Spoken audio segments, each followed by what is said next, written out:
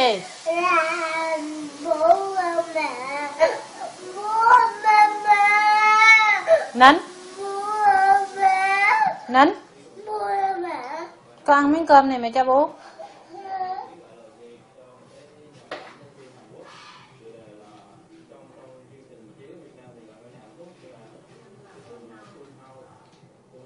Giỏi. Ăn cơm không có khóc. Nín. Nín không có khóc.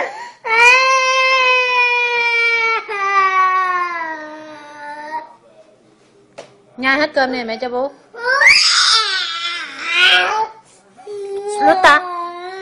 Sluta.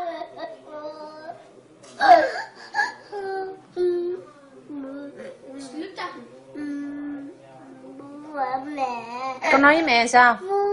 Nín. Nín nói cho đàng hoàng. Nói sao? Mẹ. Rồi sao nữa? Bố. Nhìn mẹ nói. Con nói sao? Nói lại. Nín.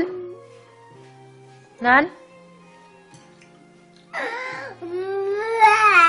Nín. Nín. Mẹ kêu con nín. Nói với mẹ sao? Mẹ. Sao nữa? Mẹ. Sao nữa? Bố. Bỏ tay ra. Không có bỏ tay vô miệng.